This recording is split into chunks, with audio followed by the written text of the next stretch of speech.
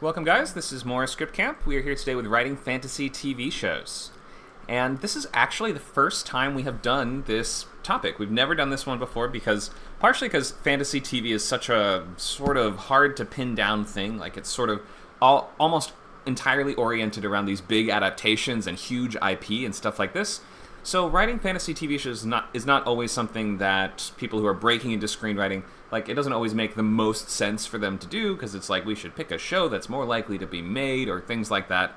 You can always write these things as writing samples. Like, you can let your imagination run wild, and you can write the craziest things you want. The thing is, if you want to be writing on this kind of show, your samples should pretty much reflect that. You should have fantasy stuff in your portfolio. So, of course, even though we are incentivized in some ways to be writing things that are more likely to be made, if you want to write fantasy, you gotta write fantasy. It's as simple as that. Let's get into it. So, we're on Script Camp, which is part of our larger Skill Camp group of servers. That includes Word Camp, which is novel writing focused, Film Camp for filmmaking, Creator Camp is focused on content creation, Toon Camp for animation, AI Camp, Lingo Camp, Design Camp, Code Camp, Game Camp for game design. These are all of our many servers in the Skill Camp family, with lots of free classes, table reads, script swaps, and writers groups to help you reach your life goals. We have some classes that are open to everybody, like this one here, and lots of completely open writing and genre groups, writers groups, swaps, readings, and events like that. And then we have some that are for our supporting members. So supporting members get access to things like the boot camps, which take you all the way from idea to finished draft of your script in just a matter of weeks. 6 weeks for TV, 8 weeks for feature, 12 weeks for the novel. And you also get access to things like Writers Labs, where you can bring questions and topics that you're working on or chewing on, and you can get feedback on your work up to 5 pages at a time. And there are 2 of those a week, so plenty of chances to get feedback, to ask your questions, and to get that boost forward that you need. You can sign up at scriptcamp.net, get access to unlimited membership, which includes every class, every server, every workshop, every group. Or you can get just a single course on its own if you want to at scriptcamp.net/classes, but we recommend you sign up for that unlimited membership, which is as low as just $19 a month if you're subscribing for our yearly option. We'll have a poll in the chat that you can vote yes if you're interested in signing up, or you can indicate if you have other questions or some issue or some concern, something like that. We will help you out as best we can. So, most people here know me already. I'm Connor, teach the TV, feature, and novel classes. And I am mostly a horror thriller writer, but within the world of books especially, I am primarily a fantasy writer. So most of my ideas are in the sci-fi, fantasy, and horror type of space. And as we know, horror itself involves a lot of fantastical elements here and there. And similar themes, rules, constraints, and elements go into building horror and fantasy. They share a lot of the same DNA. So obviously there's a lot of crossover between these different things. Thriller as well will also, supernatural thrillers and things like this will also involve fantasy elements, and we'll go into a little bit more of that breakdown of how to delineate between those two genres, or the many different variations of fantasy today. So, let's get started. I'm not going to read this whole long quote, but I think that the first thing that we would want to look at is this question of originality versus adaptation. Here's the overview of today's class. So we'll start with that. We'll go into practical steps and story engines, traditions, styles, and subgenres, world building, magic, and different species.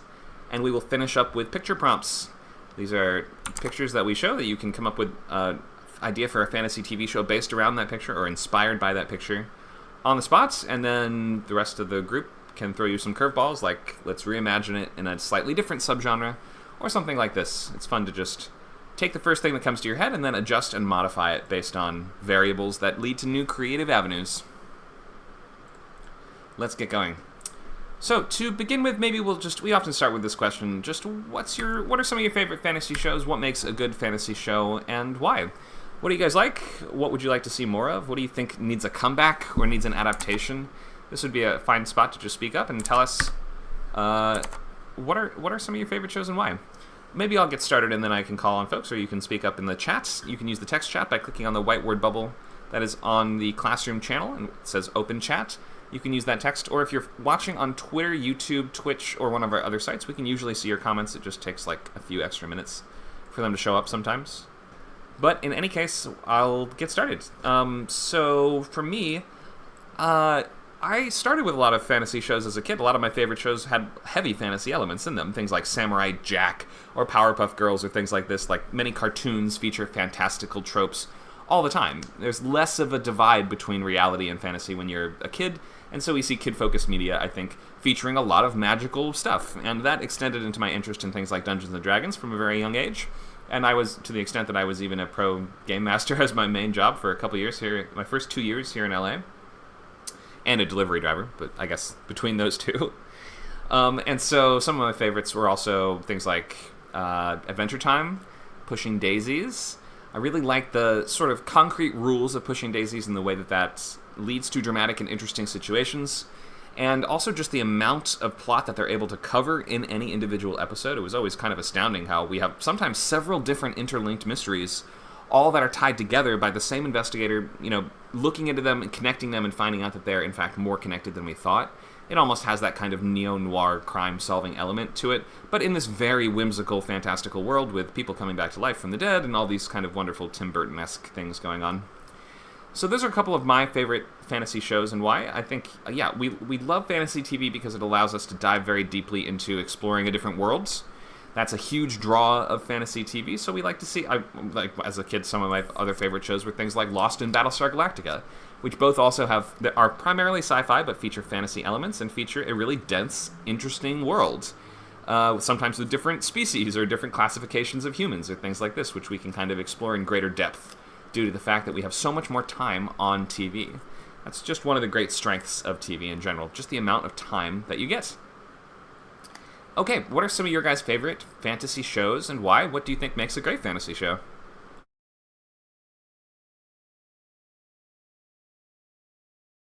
I'm scared to say because my favourite one is quite controversial. Say it. Be brave. I absolutely love Rings of Power. Great, okay. There you go. I said it. I love Rings of Power. I've only seen the pilot, but I love Lord of the Rings. Tell us about it. Why do you love it? What does it do right? What's working? I mean, there's a lot that I can agree with fans that don't work, but for me, I just love there's host characters, obviously. I love the fact that I don't want to give too much away for people who haven't seen it, but I love the fact that the character that we've known from the Lord of the Rings books, we know is so horrific and, such a pure evil. And this one kind of, especially in the second season, is like almost sympathetic. Like, I like him. Like, it's so weird. It's like, I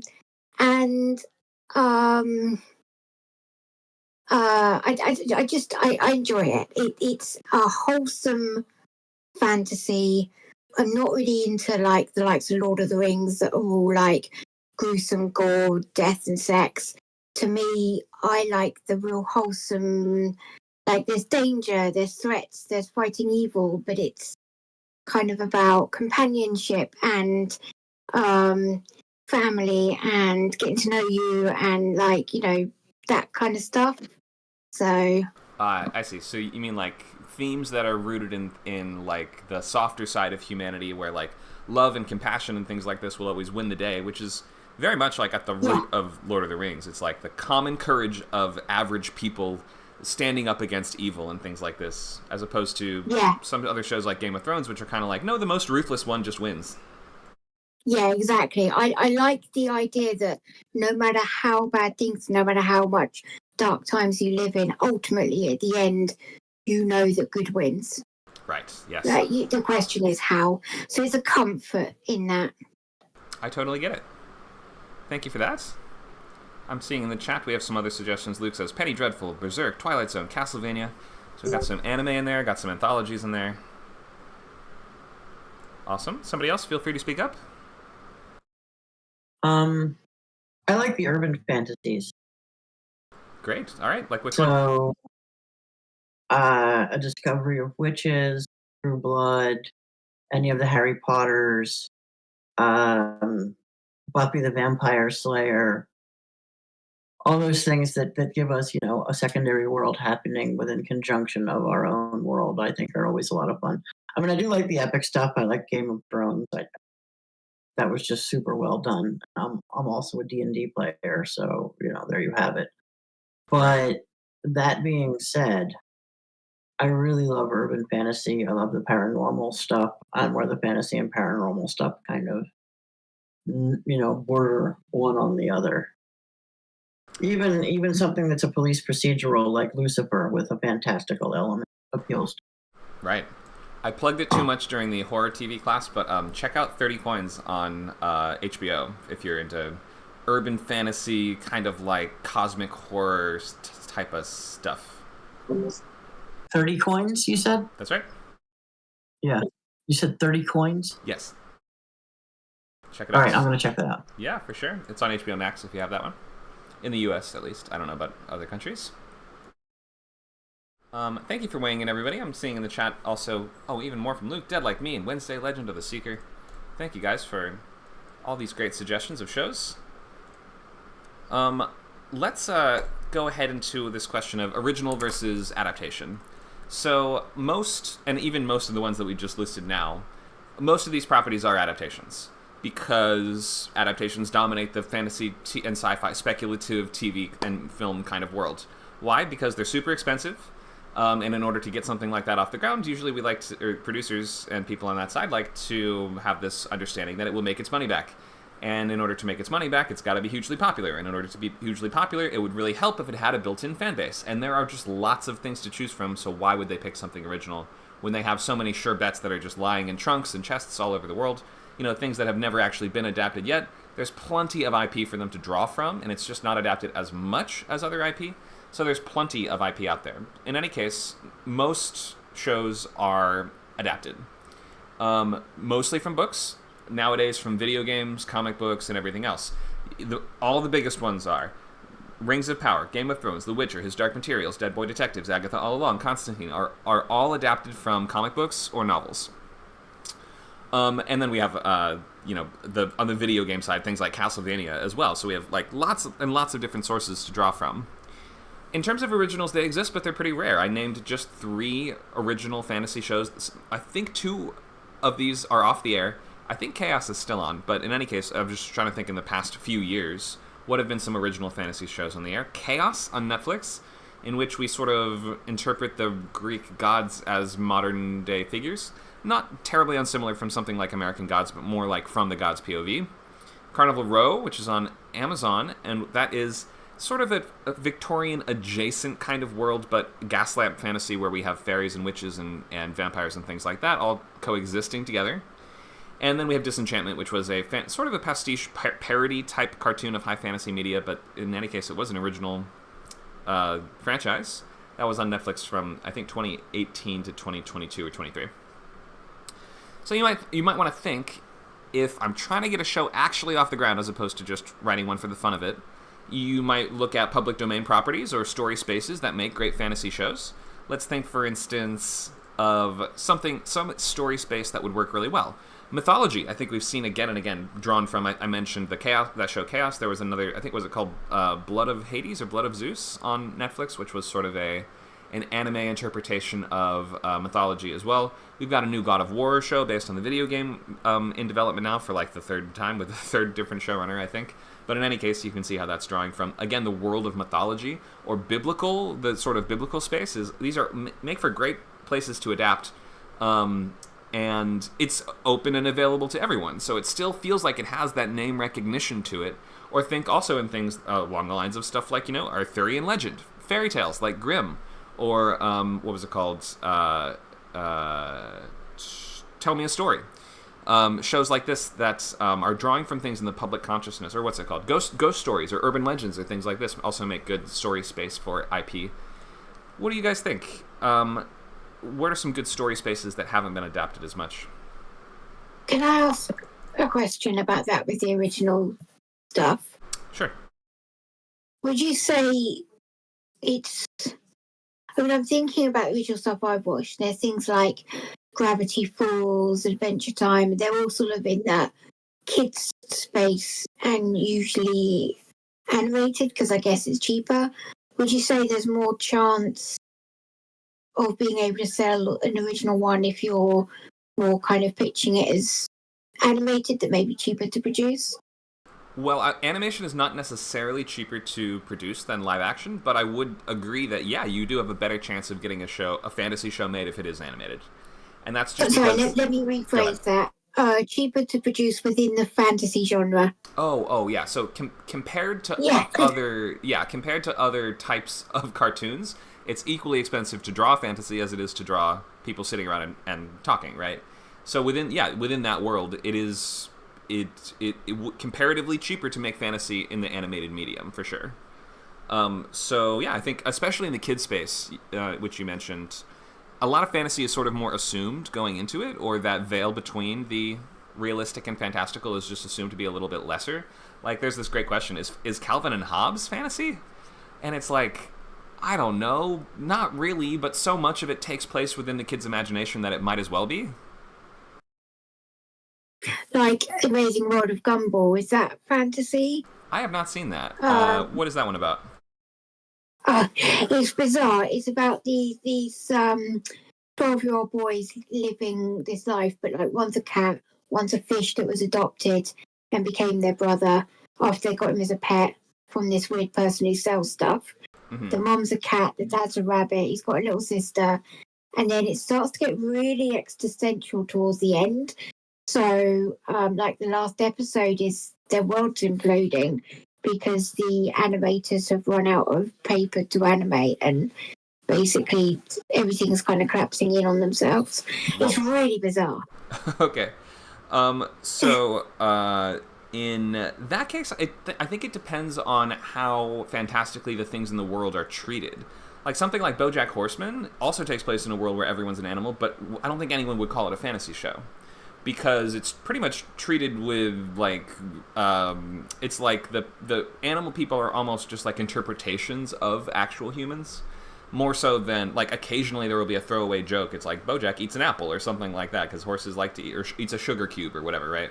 Like, it's kind of just used for throwaway jokes here and there. It's not really an intrinsic part of how that world is built and how it works. It doesn't really have any fantasy tropes. So I think when it comes to cartoons, it depends on how much you play into, like, utilizing those fantastical elements for their sense of wonder, as opposed to just sort of portraying them as metaphors or interpretations of real-life stuff. Go ahead. Yeah, I'd say it's a combination of both. Because, for example, the mum works in the Rainbow Factory, which sounds really magical, but when they go there, it's just like this really dull office where she's working, and the magic is like what's produced because of her work.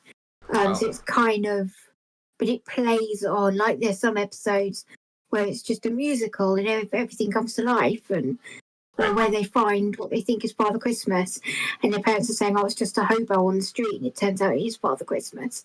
Like, okay. That kind of thing. So that one sounds like it plays pretty fast and loose with the idea of reality versus fantasy. It just, I think, especially in the animated kind of space, it all blends together a bit more.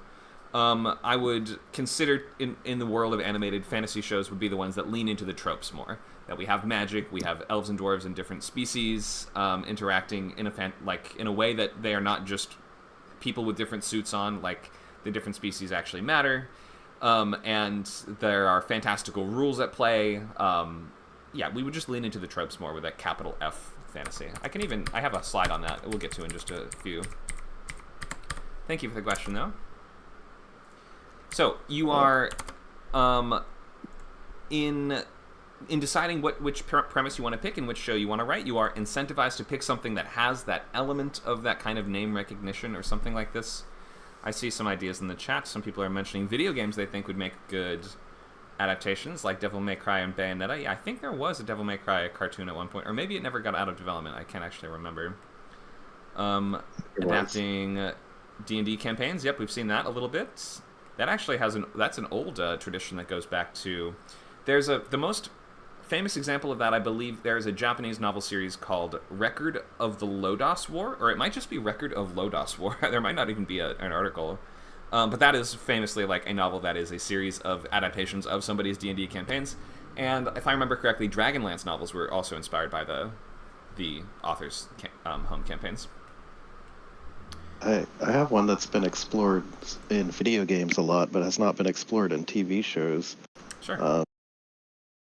there's this game Kenshi, and it's this weird sort of post-apocalyptic sci-fi high fantasy biopunk. It's gritty. It's has like robots and samurai and stuff. And I've seen all these elements in video games, but no one's ever made it into a show. That sounds cool. So yeah, the sort of post-apocalyptic mashup space. I think you mentioned Enter the Badlands a little bit earlier too, which kind of like has a bit of that vibe as well, but it's sort of interpreted through a wuxia lens, which is cool to see.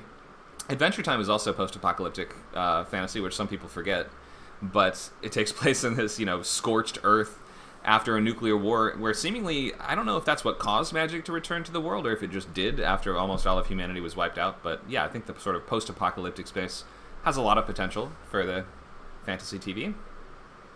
It's very like primeval. It's sort of like people rediscovering ancient technology and all of that kind of thing. Yeah. The Horizon Zero Dawn game has that element. Right, I love that stuff. One of my favorite novel series, The Shattered Sea by Joe Abercrombie, seems at first to take place in a kind of Viking-style fantasy world, but the more you read, the more you realize, oh, I guess this is like after some kind of apocalypse, and there's sort of like ruins of ancient structures and vehicles and things like this that they consider to have been built by elves, but it seems more like they were built by humans from before the wars. That's always a cool thing to draw from, the sort of post-apocalyptic or dying Earth subgenres of fantasy. I agree, that's a good space. Somebody also, I think, mentioned folktales in the chat, which, yeah, that's a great fit. We mentioned fairy tales, but folklore, the world of folklore, is a great spot to draw from, especially in the very culturally specific space nowadays. A lot of people making shows are looking for that element of cultural specificity. Okay, so let's look at some just practical steps for writing a fantasy show, pilot, whatever it is. Most pilots will not turn into shows, so I would think of this mostly as writing pilots, not as I'm making a full TV show, where I have to plan out all the episodes and plan out all the story arcs for Season 3 and Season 5. You don't have to do that. You only need to write the pilot. Just remember that. Your show is probably, or your pilot is probably not going to become a multi-million-dollar production, especially if it's in your first couple pilots. More often than not, these are going to act as samples that will potentially be able to get you meetings to be staffed on other shows, and that's just how the industry works. You're unlikely to be given the keys to a $100 million company right out of the gate. So, to that end, let's look at just the practical steps for writing our pilot. We're going to not spend way too long on this slide because we have plenty of other stuff to cover, but we will just look at this as almost an overview. So to begin with, we're going to want to find the premise of our show, and the fantasy premise might be otherwise defined as our sort of central speculative elements. So is this a show about a wizard? Is it the world that's fantastical? Does it take place in our world where there are fantastical things? So is it ours? Is it a portal fantasy where a character can travel between our world and another one? Or does it feature a fully secondary world, which is the name for when you create another world entirely from scratch, that may have parallels to ours in some ways, but it does not need to? So, to begin with, you just have to sort of pick what is fantastical in my show, and within that, you sort of want to then start to refine down and figure out your hook. The hook of your show will tell you not just, okay, it's a show that takes place in a world with wizards. Okay, that's a good starting point, but from there we have to get more specific. Which wizard is this about? And what does your wizard actually do? Is this a show about a wizard that does heists? Is it a show about a wizard that's a chef?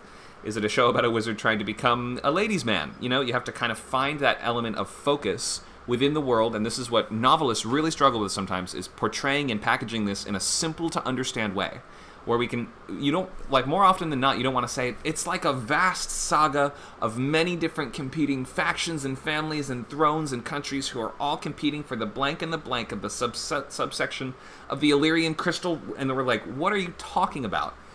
Normally, it's simpler and easier if you find some sort of element of focus that is easily expressed in just a couple words, right? Oh, it's a show about a wizard that is a serial killer. That sounds cool. And raises some other questions, right? Is he killing normal people? Is he killing only other wizards? Is it about a wizard that kills other wizards and takes their powers? That's kind of like, what's it called? Heroes, Season 1, right? It's sort of like a wizard. It murders other wizards and eats their brains and takes their powers and accumulates them, so he's, of course, the biggest bad guy of all. Heroes Season 1, great example of a fantasy show. Later seasons, not as much. First season, very much.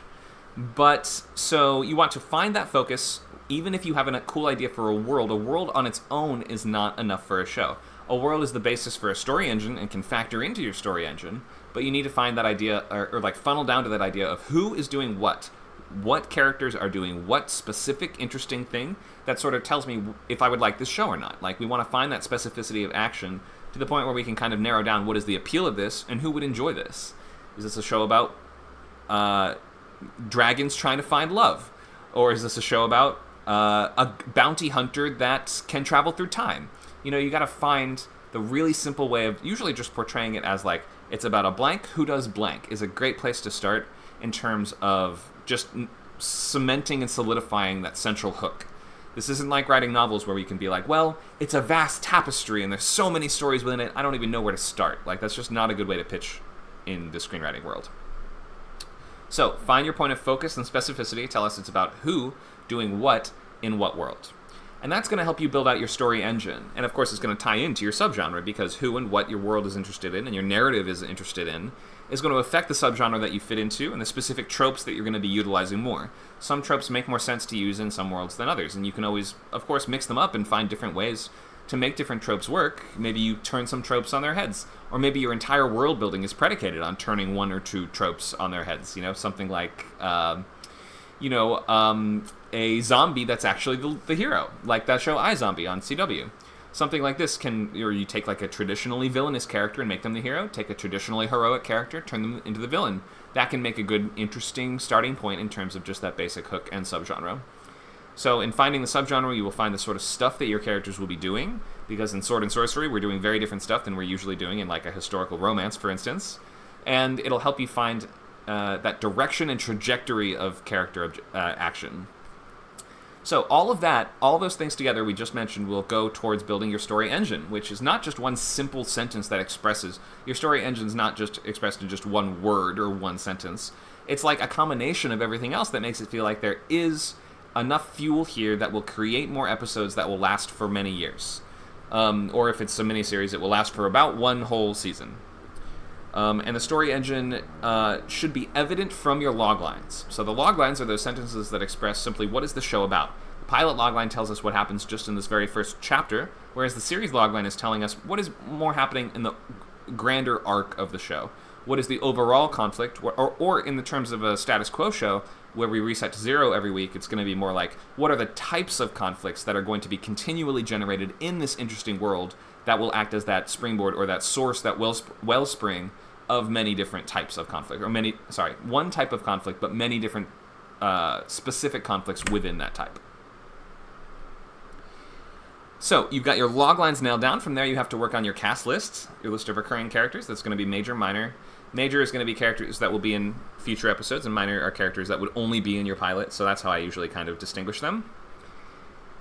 And but within that, we have your protagonists, antagonists, central relationships, and that could be on both sides. You could have multiple different factions that are portrayed as villainous or heroic in different ways.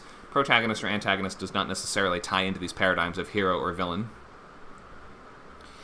And then from there, once you've got your characters, your loglines, your story engine, your world all worked out and all in service of that premise that you were building, then that's usually going to be enough for you to break it into beats. So you have your 5 acts or your 3 acts, and you're going to just make a list of the major events of the story that are filed under the appropriate act heading or the appropriate structural heading. So once you know how structure works, then you're going to be able to identify what should go where and how to escalate and how to build and raise the stakes.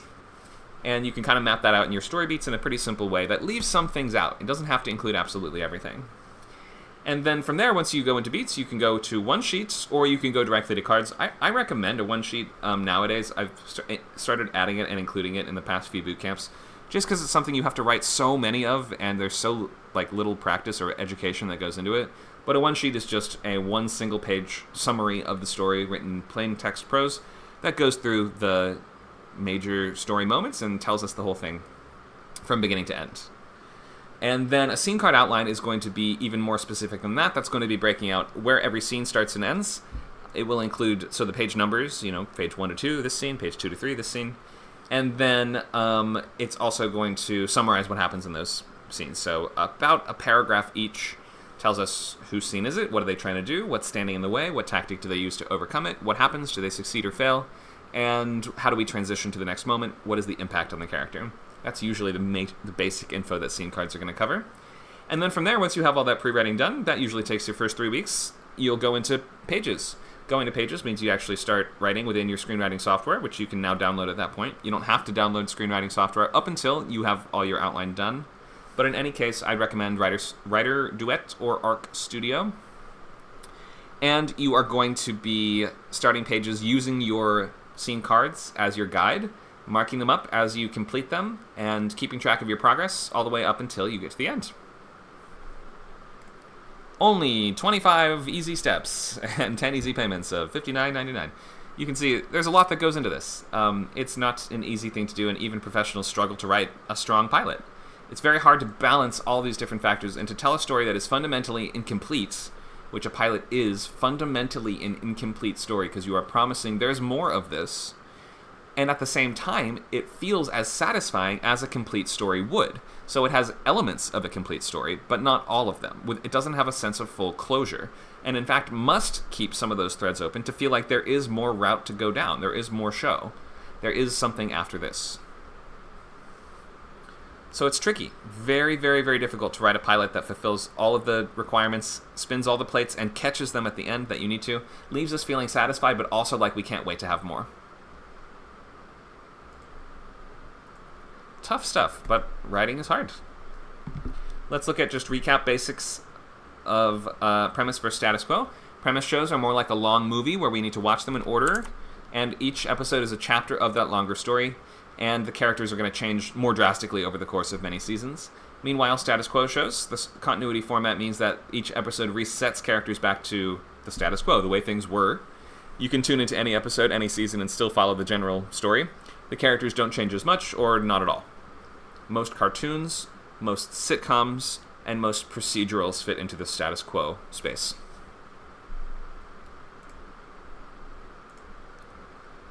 Premise shows work great with mystery and drama plot types. There's lots of room for subplot and character development, multiple timelines, and just digging very deeply into characters. Story engines usually center around a common conflict that multiple characters are trying to solve. This conflict could be the characters trapped in some sort of situation they're trying to get out of, like Lost. Or it could be a mystery like, who's the murderer? And the more that we dig into it, often that question will expand in scope, and we will add more questions, and every revelation will lead to more questions.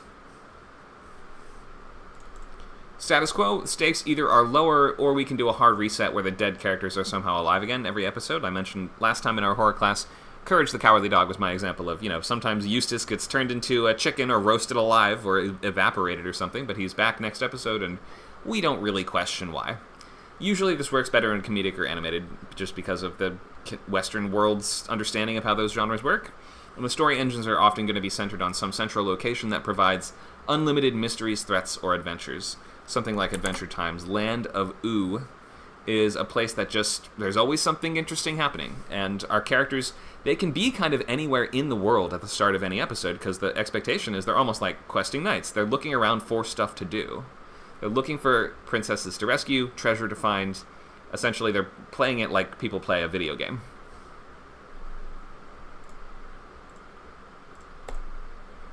Story engine is this amalgamation of several elements that sum up to create conflict in the show and that are going to sustain many episodes of a theoretical series.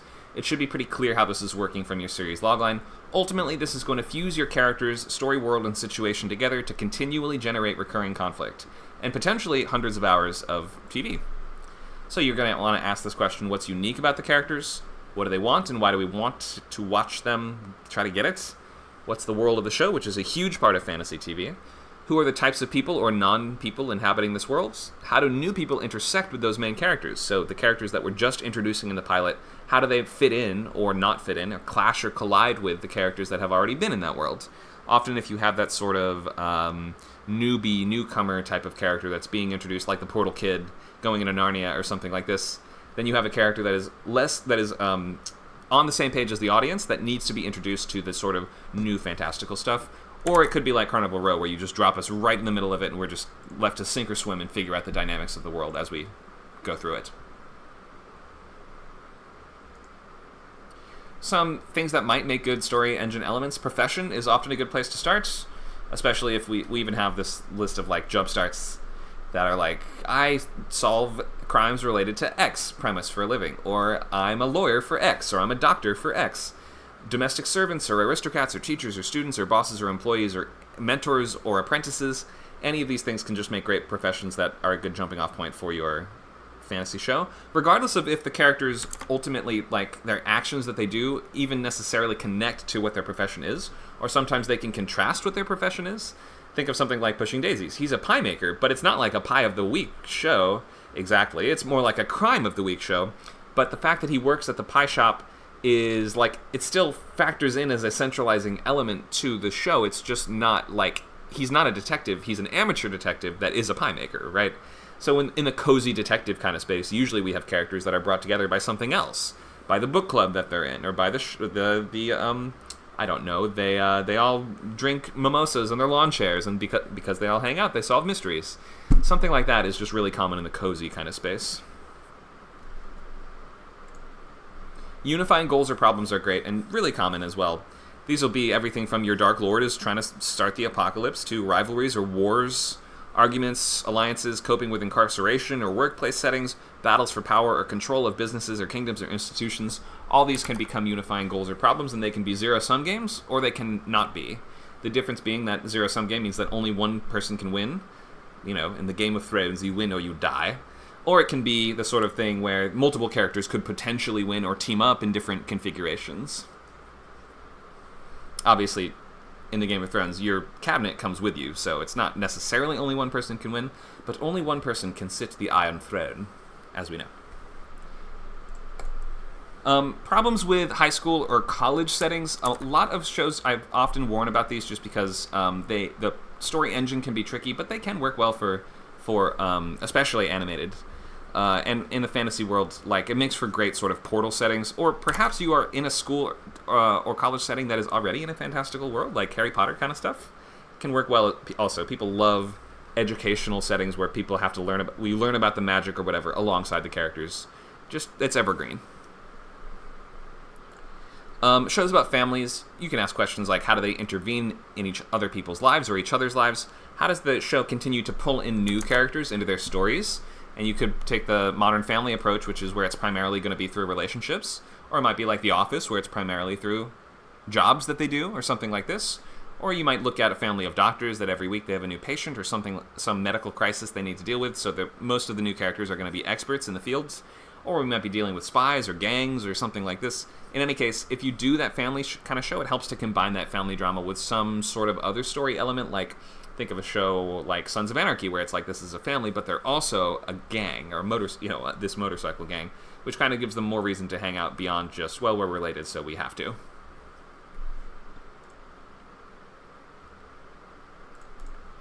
Okay, so why don't you guys tell us about a show that you like? Tell us about what the story engine is. How does it work?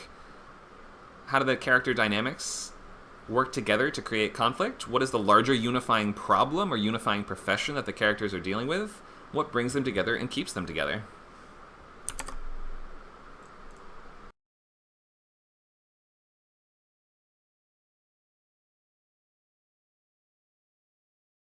You can either speak aloud by unmuting, or you can use the text chat by mousing over the Classroom channel and clicking the word bubble that says Open Chat.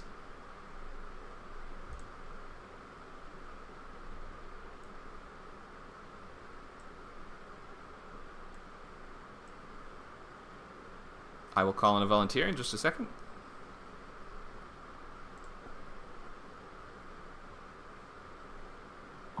I can get us started if you like, Connor. Okay, go for it. Thank you, Becky. So I am picking Supernatural, and while that might be seen as horror, I think it does realm in going to the realm of fantasy, because especially in later series we start seeing dealing with angels and even fairies at one point. The thing that keeps them together, the two main characters, they're brothers, but you keep having this flip, like we call it the mid-season breakup. They end up breaking up like every other season, it feels. But they keep flipping with when one character doesn't want to be involved. Like at the beginning, Sam doesn't want to be involved because he wants his life. He's a younger brother, and he wants his life at uni. And Dean is like has been fighting all these like monsters and wants Sam to help him. Can we go to the basics? Why are they fighting monsters? It's family tradition. They were raised in it. So Dean wants to do it because that's how he's raised. Sam thinks they had an awful childhood and he just wants to be normal and go to uni and just be normal. Okay, so they're like vigilante, superhero, monster hunter types? Yeah, and we do find there's this bigger world with more hunters, but basically it comes down to the fact that their mum died when Sam was a baby, and their dad raised them to be monster hunters from a very young age. And Sam resents that, and Dean's loyal to his dad. Okay, interesting. And so, do they get paid for it somehow, or how are they getting by? They get by through like credit card fraud and things like that. They don't get paid. Sometimes people will call them. Yeah, basically. Sometimes people will call them to help and will pay them for it, but yeah, they don't. They're just casually trying to make the world a better place. The series opens with Dean breaking into Sam's house and basically saying Dad went on a hunting trip and he hasn't come home. And that's the reason why Sam gets brought back into it. And Sam's like, I am just finding Dad. I've got my I can't remember if he's applying for uni or he's already at uni, but he's like, I've got my exams coming up. I'm just here for Dad. You know, doing one case and ends up getting drawn in. Drags him in. But sounds like a miserable life, to be honest. It is, and it's really interesting because there's times when like Dean finds someone he likes and he wants to settle down with, and he doesn't want to be it anymore. And at that point, Sam's the one that's like, no, we're making a difference. You got to come back and help me. So it's a really interesting dynamic. I mean, I thought it worked for the first few seasons. As far as I'm concerned, the 5 seasons, that's the arc. But it worked really well because it's like when one wants to do it, the other doesn't, and so there's constant tension. Yeah, that makes a great push and pull in the central dynamic. If you always have one character that's unsure, or, I mean, usually you don't want this to be your, like, A-story lead, but your lead is the one that's like, no, we gotta go do the adventures and stuff. And then your B-story character, it's okay to have a character that needs to be dragged along a little bit, as long as they get... Go ahead. You're right. In the beginning, in the first couple of seasons, Dean was definitely the main character. But then when they find out their roles they're meant to play, because it goes even bigger and Sam's meant to be the vessel for Lucifer and Dean's meant to be the vessel for Michael, it actually switches and then it becomes more Sam's main story. And he's the one that's then saying to Dean, no, we've got to keep fighting this. Like, you're all right, you got Michael. I don't want to be the devil's vessel. Right. You know? It's usually easy to invest in a character that's like, hey, let's go do the cool fun thing that the show is about, rather than the character that's like, no, let's not do that. Let's go live a normal life that's not going to be a good TV show. That usually is going to be the character that needs to be brought on board, or that needs to be convinced or captured perhaps in some cases and forced to participate. But by the end of the episode, usually we should understand they're on the same page. So I'm guessing by the end of the pilot, they're like, okay, we're a team now. Here we go, fighting monsters. Yeah, I believe it's in the pilot. Basically, he comes home. Sam comes home prepared to. I'm 99% sure it is the pilot. Dean's like, all right, fine, case is done. I know I've got the trail. I know where Dad was going. And Sam goes home, ready to do his plan. I think he is at uni, plan his exams, and blood drips down, and he looks up, and it's his girlfriend who is doing it all for. And she's dying in the exact same way that his mum died, which is by some demonic force that's pinned her to the ceiling and then starts a fire. And for him, that's his thing of, yeah, I'm going to get these bastards. I see, yeah. There's no unsafer thing to be than a spouse or girlfriend or boyfriend of a main character in a long-running fantasy show. It basically guarantees you will die horribly. Yeah. But I do argue it is a fantasy show because while it has some horror episodes, overall, I think we talked about this. Right. Because they know what they're doing. because they're confident in what they're doing and they know how to fight the monsters. It's not very... We're not necessarily scared because we're confident that they can do it. We're more intrigued about how they're going to do it. Yeah, it's got horror elements for sure, but it sort of is so everything in the kitchen sink that any episode is sort of just whatever they need it to be in terms of tone. Yeah. Like the Scooby-Doo episode where they go literally into the cartoon. Scooby-Doo, especially in the later seasons of Scooby-Doo, also has that element of like, yeah, well, whatever we want to happen in it can. I'm talking about Supernatural, the episode where they they literally go into Scooby-Doo. Yeah. That's funny. This is one of the shows that I even the fans I know say it has jumped the shark like 4 separate times. Let's not even get into Riverdale. Yeah. There it is. Mario mentioned Riverdale, of course. Luke, do you want to talk about Penny Dreadful?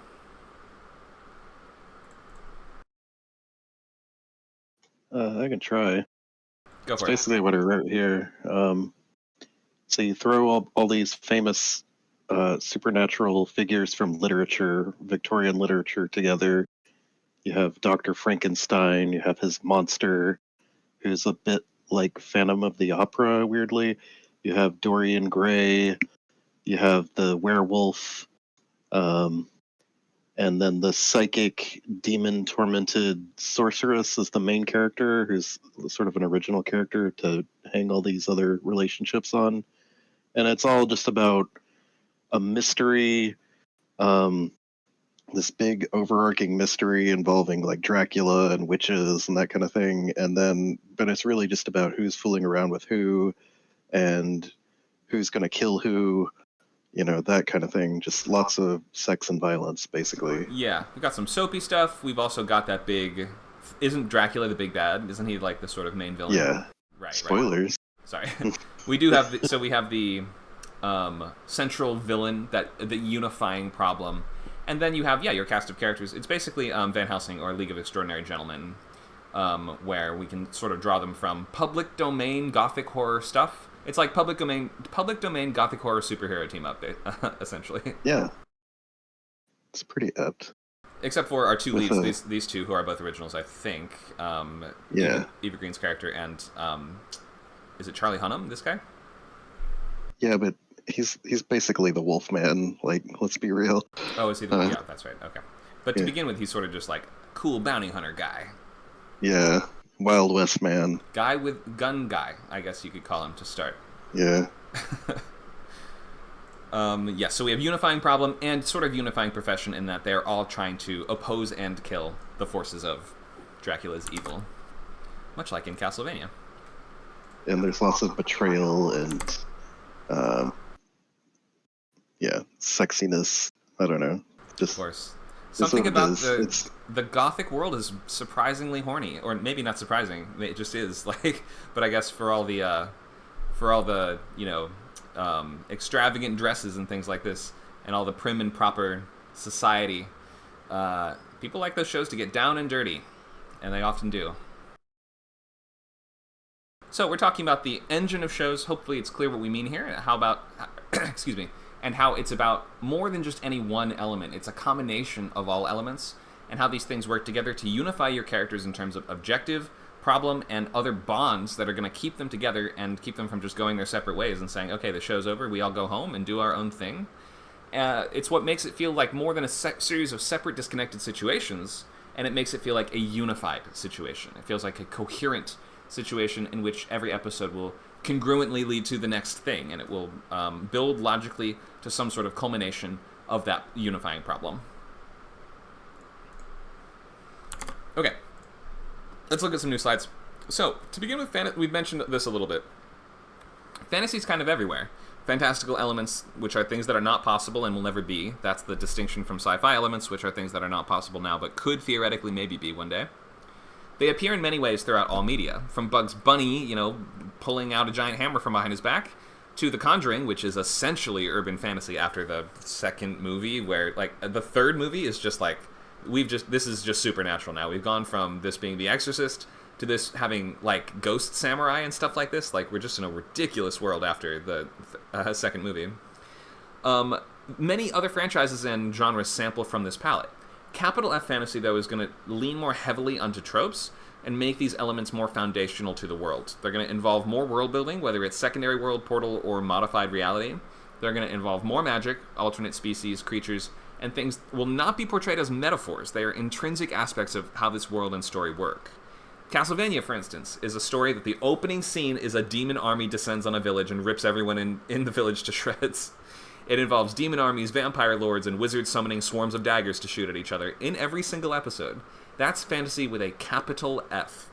True Detective flirts with the occasional supernatural implication, but never really manifests it, allowing these things to kind of play out in the shadows and in the imagination and at the fringes of the audience's mind and things like this. Not a fantasy show, but draws in some small way from the fantasy palette. That's the difference. Capital F is going to lean more heavily on those tropes and make them more intrinsic to the world. Hope that's clear. I haven't taken many questions so far, so I'm going to pause here and just see if there's any questions on all the topics we've discussed up until now.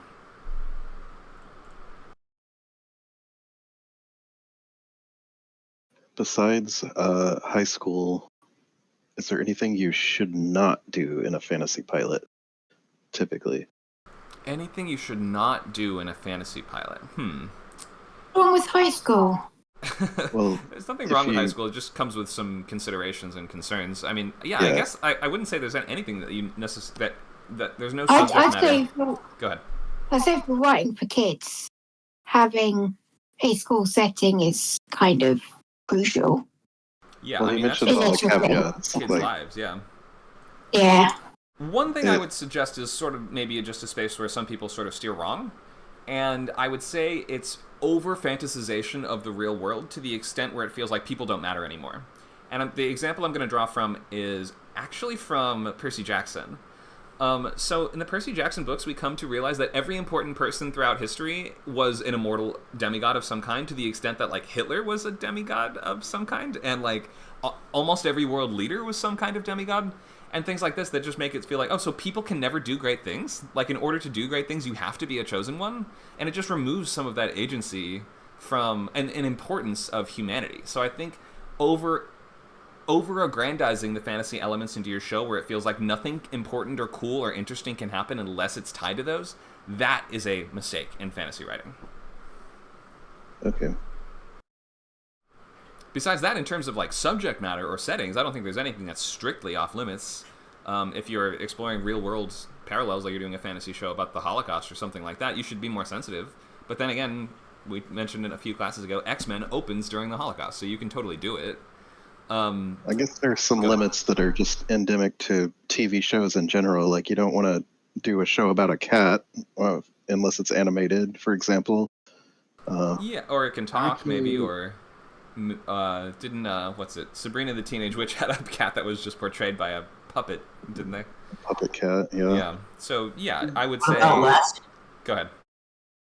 Dogs are much easier to train than cats. And this is true, but, you know, just saying. Yeah, Lassie. I don't think Lassie is inherently is a fantastical premise, though, was it? That was sort of just like a dog that's smarter than most dogs? And it's not really about the dog. That's more just a fantastical premise. Like, a typical Lassie episode is like 20 minutes of humans and then 5 minutes of Lassie doing Lassie things. Yeah, Lassie just, like, performs the critical act. It's like Flipper. Yeah. What was that really old one that was the guy in his talking horse? Mr. Ed. Mr. Ed. Oh, yeah. I guess that's fantasy. Yeah, it must be. I don't know how many tropes it has, so we may not call it capital F fantasy, but that's a fantastical thing, certainly. That's what I was going to ask. Like, where do the lines... I know earlier we were talking about animation and how it can be fantastical but not be fantasy. Like, what are the lines? Like, yeah, what are the lines, basically? What makes something actual capital F fantasy as opposed to just being fantastical in nature? Well, I don't know if we can draw a hard line necessarily. I mean, this behind me is sort of just like the guidelines. But we can think maybe when plot elements start relying on fantastical things, that I think for me is going to be the line where it's going to be a story that could no longer take place in the real world. It requires these fantastical elements for it to even happen or make sense. Then that's I think go ahead.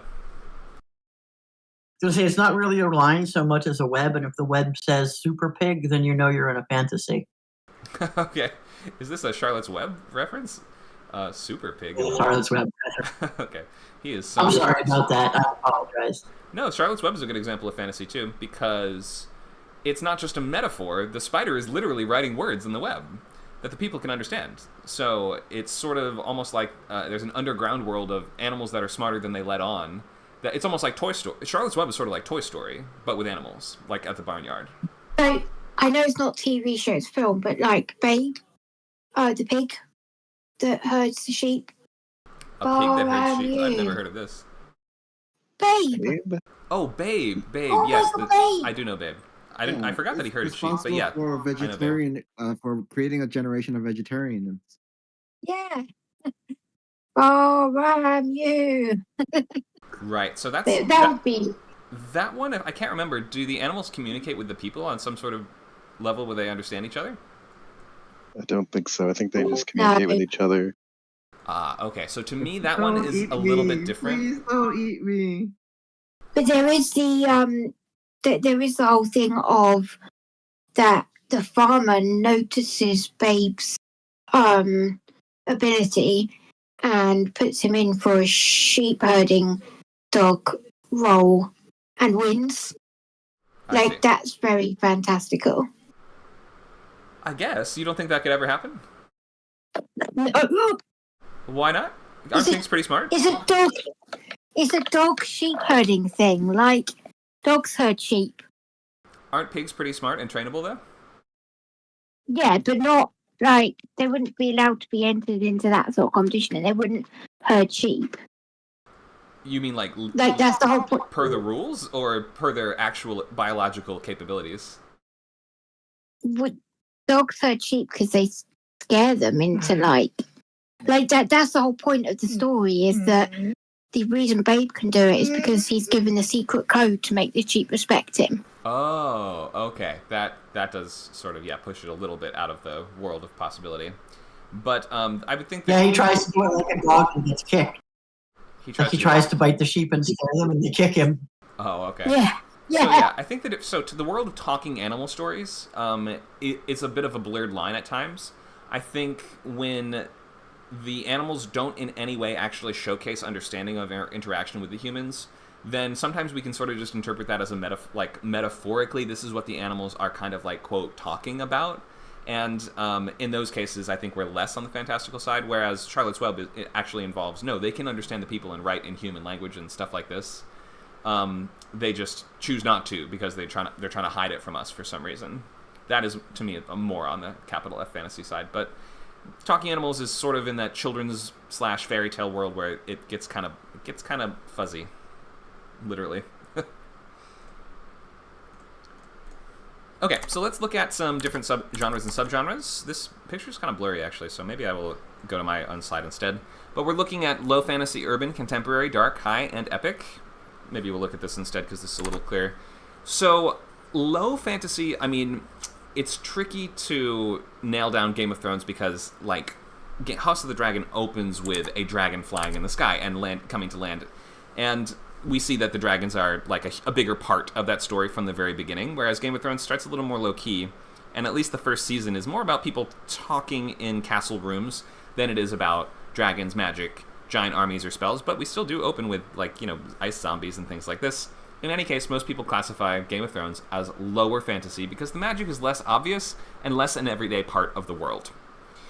It's largely political in terms of stakes and in terms of the conflicts, and it's mostly about characters vying for control of a kingdom.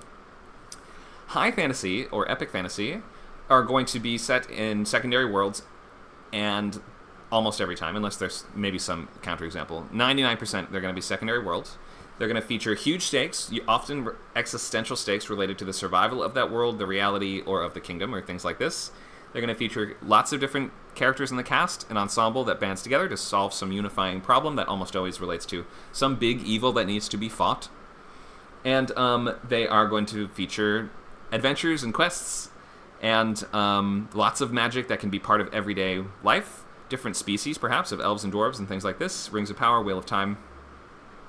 Urban or horror is going to be Vampire Diaries, paranormal, the world of angels and demons sometimes can be portrayed this way. There's usually a stronger focus on romance in urban fantasy than in other ones, and in the horror kind of world, like sometimes we just blend over into pretty much straight up urban fantasy like Nosferatu. Sword and Sorcery Quest Fantasy, this is sort of seen as outdated and like it ran its course, and maybe Lord of the Rings blew it up to some extent, where we could no longer really even do that low-budget sword and sorcery thing that was a big thing in the 90s, like Xena, Hercules. Spartacus to some was a revival of this, but that's more like exaggerated historical than it is like traditional fantasy, at least what I've seen. Maybe there are straight-up fantasy elements in Spartacus down the line. I haven't seen enough of it to say. Anyway, Sword and Sorcery is going to be action-adventure type stories with more focused scope and stakes that are often more personal, and not necessarily epic, though they can lead up to being epic ultimately in the end. Usually this is coming from the Conan tradition of thieves and warriors and barbarians trying to just get the next treasure haul or something like this, though Xena is a bit more of a heroic approach to that. The characters are a bit more selfish and stakes are a bit lower. Historical is going to be perhaps also in the Gothic space. It doesn't need to be, but that's going to feature historical settings that have been modified, or maybe they're fantasy worlds that just parallel historical eras or cities really closely. Stuff like the Nevers or Carnival Row, which almost feels like Victorian England, but not quite. And I want to do a quick shout out to magical realism, just because this is not really a TV genre, but it comes up. Man-Seeking Woman is the only one I can really think of. But magical realism is a world where the fantastical elements are treated completely normally, or like in a completely banal way. Like it's not surprising, awe-inspiring, or like something to be remarked upon at all. Main character, the first episode, he gets set up on a blind date. It turns out it's with a little troll. And it's kind of like these are metaphors for things that would be happening in real life. Like, what if you got set up on a date with a really unappealing person, I guess? But then again, within the world, they are treated like they follow the rules of those things. Like, she's a troll, so we need to banish her with a spell or something like that. Like, it still does, like, stick within the tropes that it establishes for that sort of metaphor of the week. One of my favorite shows. World building. So we have four major types. We have your physical, social, local, and mystical. Generally, we're going to think a reader should understand enough concepts to follow the key events of your story by about 40% of the way through, I'm going to say, the pilot. Obviously, there can be elements in your world building in any of these four categories that are not fully unspooled in the pilot alone. It's going to take many more episodes to fully dig to the heart of how all these different things work. Physical is going to be the world itself and everything that would exist if humans were not there. Could include laws of physics and stuff like that. Social is going to be things that exist only because of people, cities, cultures, languages, societies. Local is going to be stuff that only exists within the space of your story itself. So that's going to be like, behind the tavern, there's a dumpster that leads into a world that's 10 years in the past or something like that, right? So just the elements that are right around your characters. Mystical is going to, I guess, we would usually call local world building the predominant one in non-supernatural media, whereas mystical will kind of supersede it in importance in supernatural media, and that's going to be sort of fundamental rules for the arcana or occult in your setting, meaning who can use magic and why, what kind of stuff can they do, what kind of magic creatures are out there, can they use magic too, can people come back from the dead, all the just basic constraints and restrictions on what can be done and how.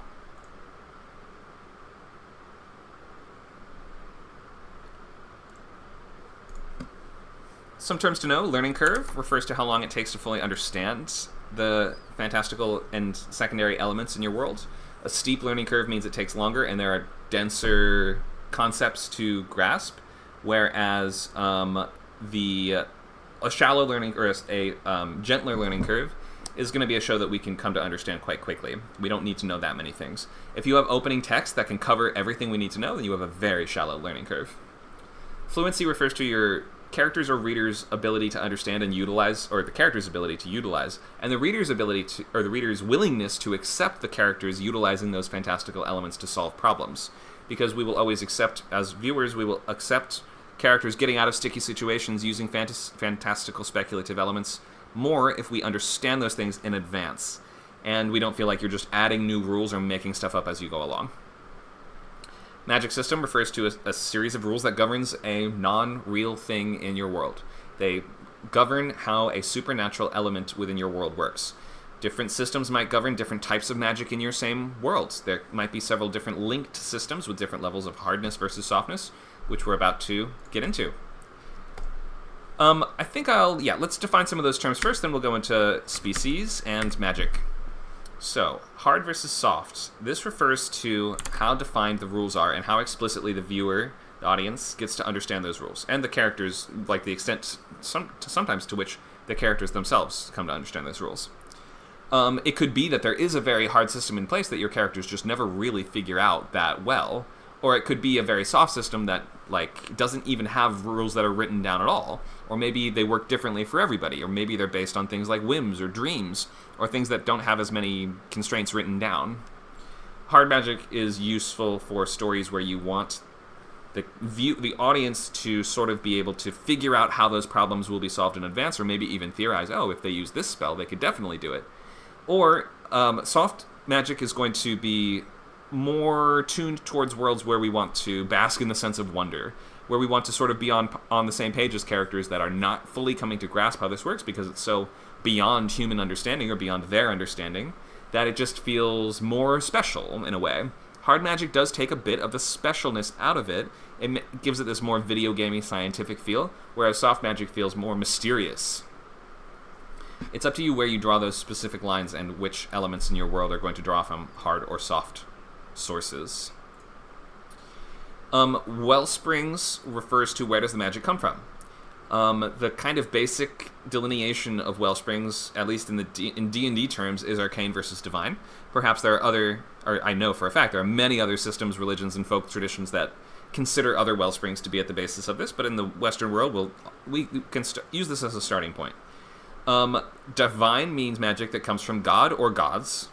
We would maybe even delineate it even further as you could say within divine you'd have a tradition like Judeo-Christian. Within the world of Constantine, Judeo-Christian magic, religion, is a magic system and is used as one. And in addition to that, you can blend in folk traditions with it or draw in elements of something else as you please.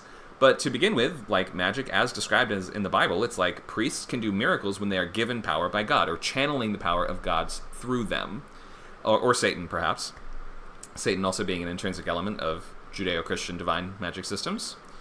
So you might say that within your Judeo-Christian world, you have two different systems, one for evil magic, which derives from Satan as its wellspring, and one from God, which is going to be the holier magic. And within non-Western-centric or non-Earth-centric worlds, we may have something that kind of parallels this. It's like, quote, the church versus, quote, the adversary, or something like that, which kind of apes this dynamic, but doesn't necessarily need to follow those rules exactly.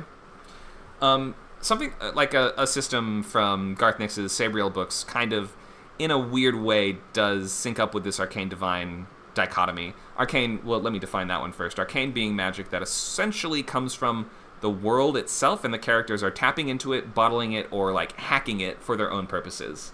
The Force is a type of arcane magic in that the Force doesn't really have gods or regulatory bodies that are determining who gets what. There's no entity that is in charge of the Force. People can tap into the Force and learn and figure out how to shape it and use it for their own ends. Within the Force, we have two different systems. We have light side and dark side, and then, of course, there are gray traditions outside of that, like the Dathomir witches and things like this, which we don't have to worry about.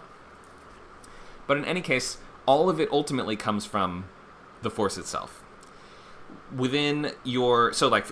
and I was mentioning that the Charter Magic versus Free Magic from the Sabriel series, the Old Kingdom series, follows a similar paradigm where we have the kind of arcane, the free magic that's like the wild, dangerous magic that anyone can find a way to use if you tap into it or hack it properly, but it's more unpredictable, versus Charter Magic, which is all written down and it's based on words and glyphs and signs and things that have very clear rules that have been laid out for them, and it's much safer and more controllable, but it doesn't have as much potential power.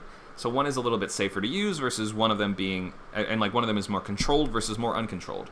And often magic systems have that sort of split or that dichotomy at the center of them, which might be a moral dichotomy, good versus evil. It might be that chaos versus law dichotomy, so one that is more controlled versus one that is more chaotic. It may have one that is based on a paradigm of healing versus hurting, for instance. That kind of ties to the good and evil thing, but it's good magic always heals and bad magic always hurts, for instance, or something like that. You can draw those distinctions however you want. Or sometimes it can be like techno versus natural. That's another common dichotomy we see, where this magic affects plants and organics, and this magic can only draw from or affect inorganic things like metal or machines or buildings. We have magic users that you have to determine who can actually use it and how and why would they use it in the first place. Is it common or is it secret? Is it illegal or is it free to use? We have schools of magic, which are going to determine the different types of spells that can be cast, or perhaps different families of spells, such as within the world of Avatar. You have your, elemental systems, fire magic versus water versus air versus earth. And then our last element that we want to factor in are spells or components. A spell being like a discrete magical effect, a discrete and replicable magical effect, even if it is consistently inconsistent in how it works. A spell does a specific thing. It is like a magical process that culminates with a magical result. And in order to get it, we have to use components and focuses, sometimes, depending on your rules, which are objects or processes that your characters need to fulfill or utilize in order to get those effects. Okay, that's the basic of magic systems. Before we go any deeper, let's just take questions on the essentials.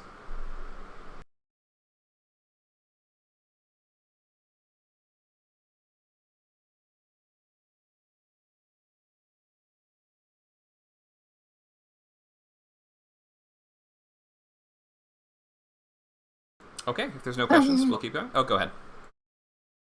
Sorry. Yeah, no, I was just gonna talk about the benefits of hard versus soft for. I'm supposing that if I want to create a magical feel, i.e., for kids, I'd go for a softer magic system, so it's less defined and feels more wondrous, maybe. You could, or you could go the other way and say this is something you can imagine yourself playing with because it's so replicable, right? Like, Okay.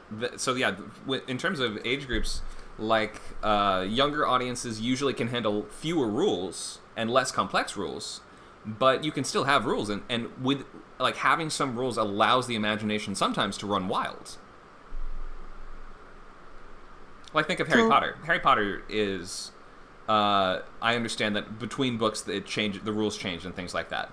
But we can all sort of imagine like the basic spells that Harry gets access to, Harry and his friends get access to, and what we would do with those, right? Like what's a fun one? Wingardium Leviosa. That's a simple, easy spell that makes something levitate.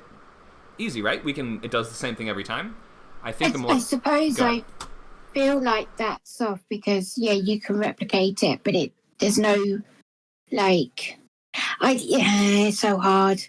I don't really understand hard and soft. I think I'm just gonna ignore the hard and soft terms and just do what I would argue that Harry is soft magic. Well, some aspects are. It's flat. Okay, the magic system in Harry Potter it has to be something that the people think that they can do. So whether it's hard or soft, it's technically really soft because it's whatever she wants because she's not disciplined about her magic system. But as far as like her core principle of that magic system is that it has, at the end of the day, even the hard magic systems, right? They must be something that the reader thinks that they can do because it's all about immersion. It's first principle. I don't think soft magic system means that the writer's not disciplined with their magic system. Often, I'm not arguing about her.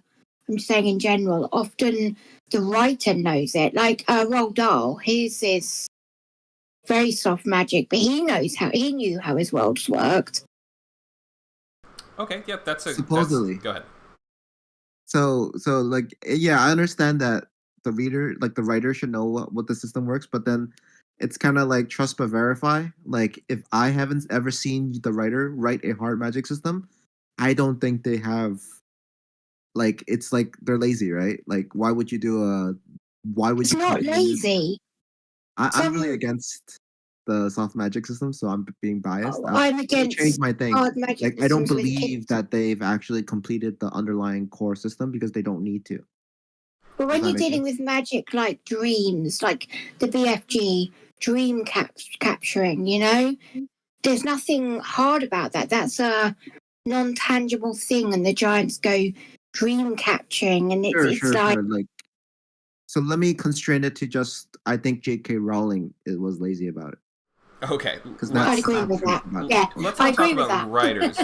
let's keep our focus on the stories and rules within those stories, not the writers themselves. Okay. So in the Harry Potter's writer. Sorry, no, just no. For specifically, I just think that like the core first principle is that any magic system that is enjoyable, right? The reader himself thinks that they're able to do it. Even the most hardcore system, like the Brandon Sanderson stuff, right? The reader feels like if they can actually do it, you know. That's like, an option. that's Yeah, you can do that. That does work. That is a part of what makes some series fun. But then again, do I think I could do what Gandalf does? No, I have no idea what Gandalf can do exactly. His powers are kind of not enumerated within the franchise, except in the appendices and things like this. So, go ahead. Can I ask then? I know this is about TV and mine's a book, but I'm writing it to easily be adapted to TV as well, so it is relevant. Sure. So mine is, I mean, I got the hard rules for necromancy. If you want to, or any of that magic, it's a give and take. So to bring something back to life, you've got to kill something of equal. You know, you can't just bring something back to life without killing something else. Like that's like necromancy. But I'd still say it's quite soft. Like, I'm not going into explicit details about how they're bringing like things back to life and, you know, insects or animals. She just kind of told, this is the spell, this is what you got to do, and she just sort of does it. It's I don't want it to be like something that kids can then go do in the playground. Well, they could try. But wait, so let's go back to the rule. In order to bring something back to life, you have to kill something of equal what? Like of equal like soul weight. So, for example, to bring like plants back, you got to kill other plant matter. So, you know, he'll go to be killing weeds to bring a rose bush back. Okay. And to her, that's nothing. Like, you know, oh, weeds aren't anything. Look at this beautiful rose bush. And then it'd be something like, you know, it's a like collection of equal value or like equal importance almost. Yeah, I mean, it is quite intangible in that sense because I want it to be that it doesn't occur to her that to bring her sister back, she's got to take a human life. Right. Right. So I'm being very careful about what is going to get her to bring back. Right. So yeah, that's a good example of how you have sort of a hard framework, but with a soft rule within that framework. So your hard framework is, in order to bring something back to life, you have to kill something, but the softness is something of equal importance, which that's like a non-tangible idea, right? Like, what's important? Yeah. Important to who? And your character could theoretically spend all day charting it out and like killing things until she figures out what equals what, but because you don't do that, you leave that element more soft within your world. So if we explore a soft system more, your character can turn it hard. This is like almost more about the audience perception than it is about the actual rules in play. Because we can usually imagine there are some sort of rules in play. The characters just don't get to know them where they don't matter. Yeah, because like the first thing she's going to say is, well, can't I kill like 20 mice? Wouldn't that be the equivalent of like a human, you know? And he's like, hell no. And she's like, what about 10,000 mice? It's like, okay, yeah, exactly. Maybe 10,000. I don't know. That could work. So yeah, that's a good example of blending these two. That's why it's never like, it doesn't have to be a completely, I think you do understand, I think it's just not a completely hard line. Like, almost every system will have some hard parts and some softer parts. It's coming down to specificity and concreteness. So you can have a hard system that has some squishy rules within it. Or a soft system that has some hard edges. Yeah, definitely. Absolutely can do that. Like cool. And sometimes like we mentioned Harry Potter, sometimes those rules seem to be almost too replicable and we have to get rid of them and say we can never use them again because otherwise it would break everything. Oh, the time turners. Yes, so you know exactly what I mean. She's like, from then on you can't use them because shut up, that's why.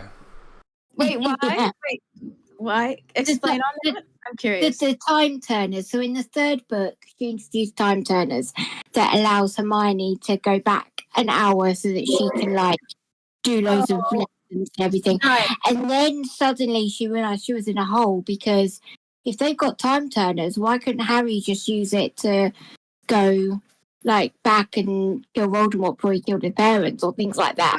And even if she put like an hour's limit or a day's limit on it, then the question is, well, if anything bad happens, Hermione's got a time turner, so why don't we just go get the time turner and undo it? So she had to have them all be exploded during a battle in the Ministry of Magic. Every last one of them. I just take it all. Like, I didn't even ever think of that. I just gobbled it all up. But like, I totally see it now. Right. Yeah. Most younger audiences will not hold you to the fire as much as older audiences will. Those older audiences will be the ones asking questions at Comic-Con, like Comic Book Guy from The Simpsons, where Lucy Lawless is up there like, if there's ever a question like that, then a wizard did it. And he's like, but what about? And she's like, a wizard did it. It's just like... But by the time you got to the 6th and 7th book, the people that have been reading it have been reading it for like a decade. They're not like, at the end of it, it wasn't a kid audience anymore. It was like an older crowd. That's even true. The youngest reader of it. That's a good point. So that's how, certain series do expand in complexity. Go ahead. Sorry, I was in my 30s when I read the first one. There you go. I don't know about like how much older I could have gotten. Yeah, so it's not just open to kids. Lots of adults read the series too, of course. Let's move on from Harry Potter and look at, because this has brought up some good discussions of principles of building your magic, and I want to bring up a couple new ideas here today. So we have this difference of unbreakable principles versus variables. And those are going to be we were just talking about hard and soft rules within the same world, right? And that's going to kind of be where we see that play out, or that's the ways that we define these different elements. Something that is always the same versus something that can kind of be different every time. That's a hard rule versus a variable. It's nice to have a bit of both. Magic can feel more robust and complete and sort of, quote, realistic in whatever way it is realistic, if there's some things about it that are literally always true. And then after we know those things that are true, there's some room for interpretation, or maybe even some contradictions within the system itself. I think of the First Law series by Joe Abercrombie, which is kind of it has like those sort of three, like the ultimate like core rules of magic that it lays out very clearly, and then it points out how they're inherently hypocritical. Because the first rule, the first law is you should never reach to the other side, meaning like contact demons, basically. But it's inherently sort of contradictory because you have to reach to the other side to do spells. So it's sort of like in order to participate in magic, you almost have to start breaking its own rules. That's kind of complicated. I wouldn't like stack contradictions at the start, but you can see how this contrast between unshakable principles and variables can be where your system feels really interesting and dynamic. And it can create interesting conflicts where your characters themselves are sometimes like, does that have to be a rule? I wasn't born with the Force. Can I have the Force imbued in me somehow? Whenever that happens in Star Wars, usually it's bad guys doing it. Does it have to be? So these are good questions to just start asking, and maybe they can give you ideas for story seeds. Think of things that would seem to poke holes in your system, and maybe ask, could the characters themselves poke those holes and figure out where the boundaries actually lie? Something else we might want to factor in is this idea of start with the baseline, not the exception. Because if we meet a vampire in your world and he can, fly and he can move around in the day and he has wings and he can breathe underwater, and then we meet another vampire that is green and can burrow under the earth and can, eat plants. Everybody can eat plants. Eat stone. And then 2 episodes later, we meet the normal vampires. And we're like, wait, what? You never told me what to expect. Or like, how am I supposed to understand a deviation from the norm if I didn't even know what the norm was? And obviously with things like that are well-known cultural ideas like vampires and things like this, you have a little bit of leeway to say, well, I don't necessarily... People already kind of know what the baseline for a vampire is, probably. So I can lean on that a little bit. But in your world, if you're introducing something brand new, like, let's say, I don't know, a soul ninja, then you don't start with like a really weird soul ninja and then show us another really weird different soul ninja and then tell us what soul ninjas are. We'll just be confused. So try to start by calibrating our expectations of what this thing is or should be before you start subverting or altering that. Like you see so many fantasy shows that start with like cave paintings of something, or like an old folklore book as we're leafing through and we're seeing these are what witches are supposed to be like. But they're not really like that at all. Slams the book and we show what they're really like, right? Or think of Shrek that opens with this fairy tale book. Ah, yes, far, far away there was an evil ogre that lived in the woods. But really, he's like this. We don't start with the exception. You build the rule and then show us the exception. So don't confuse us right off the bat. Number 3 is avoid the temptation to solve story problems by adding more rules or exceptions. Use the rules that you have in a deeper way, or sort of reinterpret those rules in different lights, or look at those rules from different angles or from different perspectives and ask, could something else fulfill the criteria of that role? Could I have my characters have to work and try a little harder, but to work within those systems? I'm going to give you an example from a realistic show, but this is just the principle that I would recommend that you lean on. For instance, in the show Mr. Robot, they had a lot of tech consultants on in order to ensure that they were portraying hacking correctly, because hacking is usually portrayed terribly in movies and shows. It's kind of just like people bashing a keyboard until they're like, I'm in the mainframe. But in that show, they really went the extra mile to make sure that it looks as boring and realistic as it really is. Or it doesn't have to be boring, but it's at least, as mundane and realistic as it would really be. And they came to a problem where the main characters needed to access a computer in a cop car in order to hack something on it. I can't remember why. And initially in the writer's room, if I remember the story correctly, they had the characters remotely hack it or access it. And their experts were like, you could never do that. It's no, these are very secure computers. You'd have to physically access it somehow. And that leads to a situation in which the characters have to sort of go the extra mile and work even harder to trick the cop and distract the cop and find a way to get somebody on the other side to reach in through the window and do some bait and switch and some sleight of hand and things like this that actually makes it more engaging and more interesting, because we use the rules that exist in a more we didn't add rules, we didn't change the rules, we used the existing rules in a more fun way. So that's sort of like a realistic example, but that's sort of what you're doing with the rules that you set up for yourself. It's not the best move to introduce an exception and say, well, okay, but they have a computer that can hack cop cars. That just feels like you just added that just now. That wasn't part of the world all along. That wasn't something we were factoring in.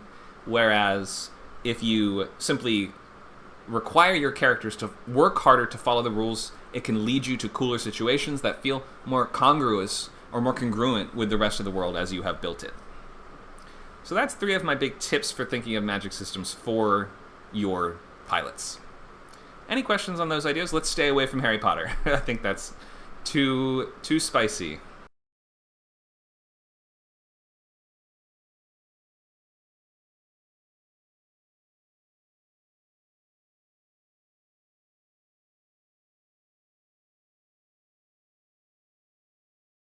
Okay, if there's no questions, we'll move on. So we're not going to design a new system now, but just some last considerations. Think of what can it never do. That can be part of the hard rules and constraints. Something it can't do. Limitations are just as, if not more, interesting than the powers. What components does it require? Is there a heavy cost with using it? Think of some problems that it could solve in interesting ways in the hands of a creative user. Maybe brainstorm a couple try-fail cycles where your hero would attempt to use the magical tools they have access to resolve their issues, and as they hit obstacle after obstacle, they're forced to change their tactics and adapt. I'm not going to go way into this, but I just want to show you guys what I consider to be a magic system document, or how to write out a magic system if you're trying to just write this alone. So you have to really limit yourself here. This takes up one single-spaced page. This is a format that I've made myself. Maybe there's actual better formats for this out there, but this is just what I use. And this is a breakdown of a system from a novel that I'm working on called Veins. And the magic system is called the Blood. The Blood being the source of the power. And so in writing out the system, the way that I recommend you try it is in 5 paragraphs or less. So you get 5 terms that you can define for us. Try to focus and narrow down to just the most important terms here. And you want to transition in terms of topics, so starting at the baseline and layering complexity on top of it, rather than starting with the exceptions like I mentioned. Start with the baseline, and then build one thing after the next, one rule after the next on top of that, and add complexity so that every paragraph that we read only relies on us knowing the things we read before it. Does that make sense? So you're layering rules in such a way that we never need to refer to paragraph 5 to understand this paragraph. You have to build them out in such a way that you are only using the terms we have learned so far. And it's really nice if you can end each paragraph with a transition into the next topic or idea. I'm just going to use this as an example. I won't linger on it too long or go into every aspect of it, but this is how the blood works. Okay, it starts with the concept of veins. That's the baseline, so I started with that because that is the wellspring of power, as in where the magic comes from in this world. So, the Earth is a tapestry of invisible ley lines, permeating the planet like the circulatory system of a vast organism. You might imagine sort of like giant invisible veins going through the Earth and the air and the sky and the trees and everything. These ley lines, called veins, carry the potent magical energy of all living beings. This substance is known as the blood. So it's sort of like the Force, but it can only be found in these specific channels. The various religions have different interpretations of this idea of sort of like the life source of all things. It's like Gaia, it's like the soul, it's like made of this same stuff. It all draws from the same stuff, called the blood. So, within the veins, these invisible channels that go through the world, it flows a spectral black substance resembling heavy, ice-cold, sludgy smoke. This is the ethereal manifestation of the life force that connects all living beings. Those who can access and consume it, for them, the blood is a source of immense power, which grants temporary access to body horror-themed magic effects, such as allowing you to, I don't know, absorb bullets or unfold bone scythes from your body, or crazy, like Devil May Cry, the witch subversion, kind of like combat-themed magic abilities like that. In addition, you receive sharpened senses and enhanced abilities. It lets you do Matrix stuff. However, the consumption comes with consequences, as the power that it brings is highly addictive, not to mention that rival gangs of blood users viciously contest control of the sites where the blood is most accessible. These places are called wounds. So, I'm not going to go through everything else here, but basically, wounds are the places where you can access veins. Mosquitoes are the term for people that go around from vein to vein looking to sort of drink the blood and gain immense power. They're like magic junkies that travel in these caravans, sort of like you imagine the mages from Dr. Sleep. Like these kind of trailer park mages who go from site to site, powering up and going on crazy crime sprees and things like this, and avoiding both other gangs and also these things called antibodies, which are kind of like Terminators that are spawned by the wounds themselves to try to defend the blood. And that's the system. 5 paragraphs, building in complexity, one thing after the next, with each term only relying on terms that we've already defined. That's how I would consider magic system documents to be best portrayed. Any questions on writing out a magic system?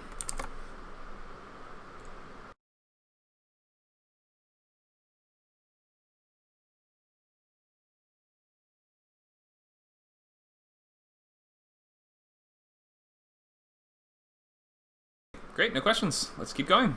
We've got plenty more to dig into.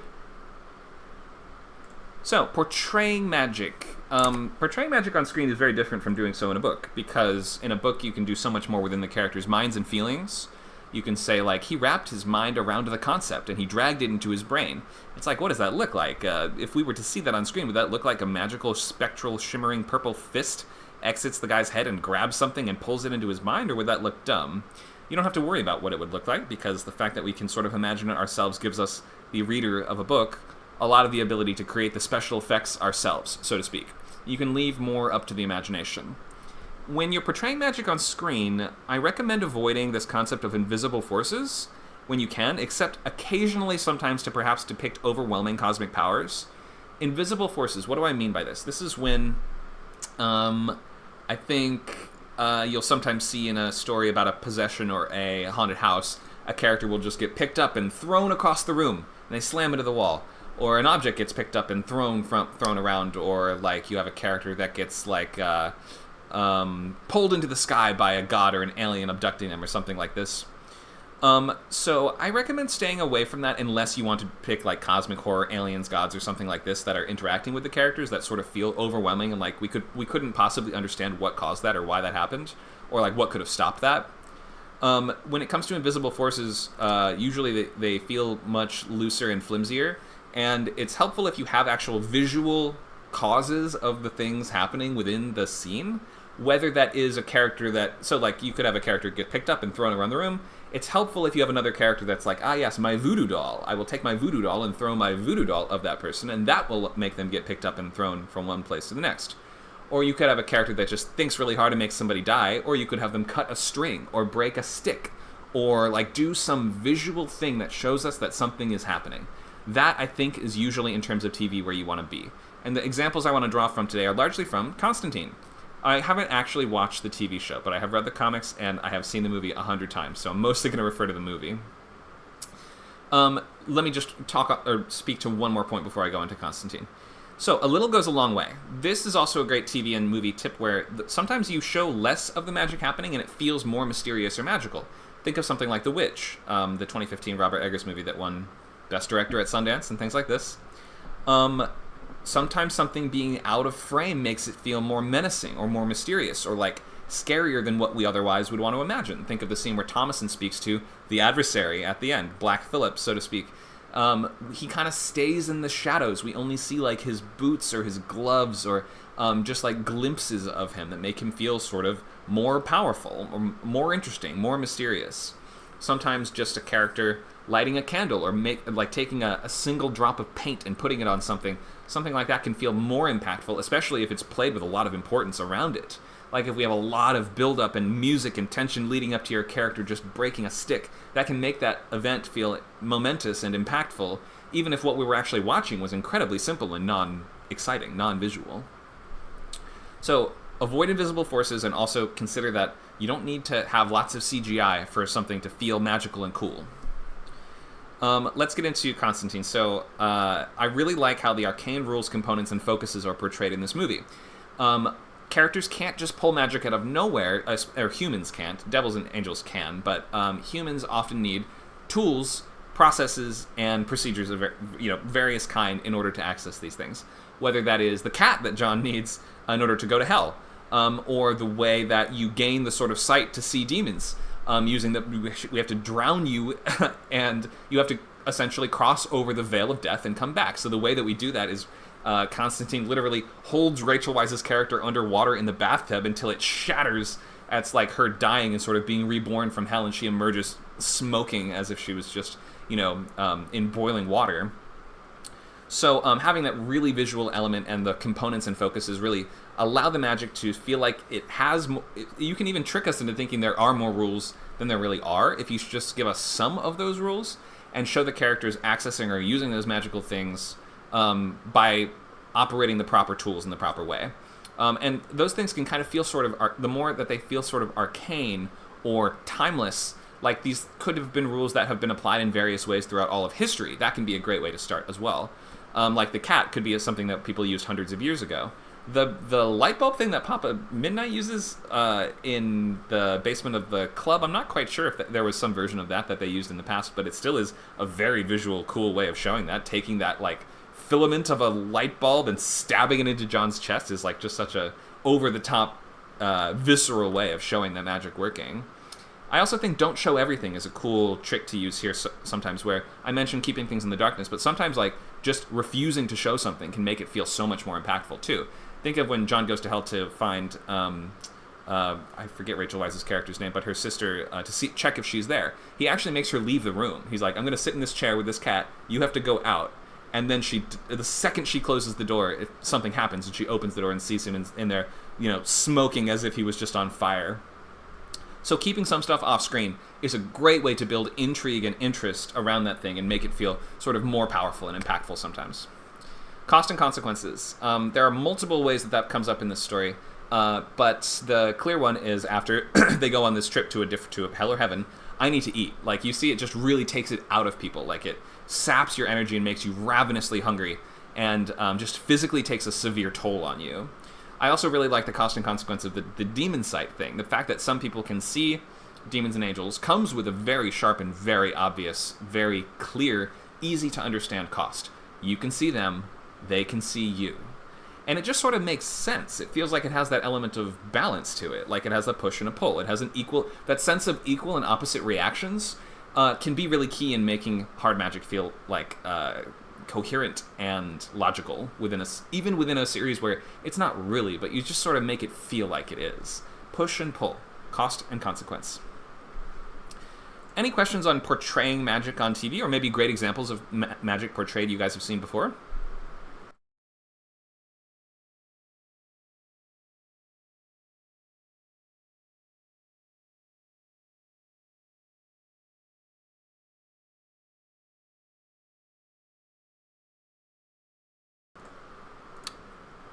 We have a lot of fantasy fans here. I'm going to call on somebody in this one. We've done a couple sides with no questions. I think you guys have seen magic in TV before. What's one that you really liked?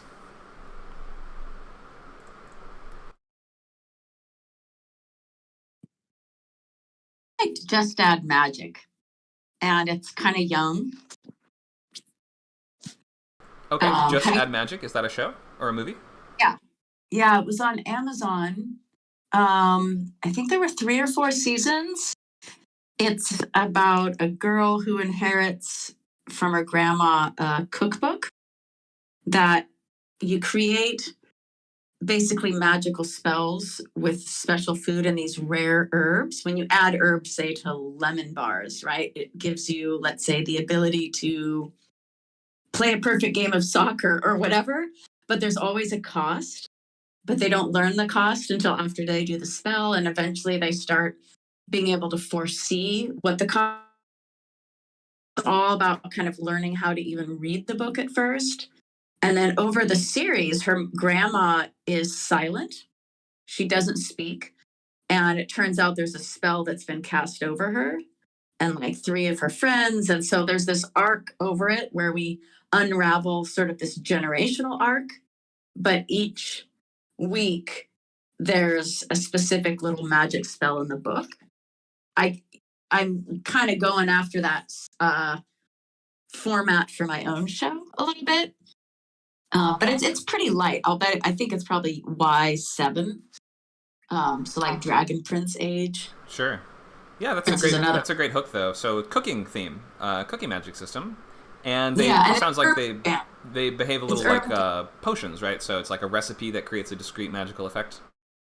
But it's always food with some special herb. Yeah. Cool.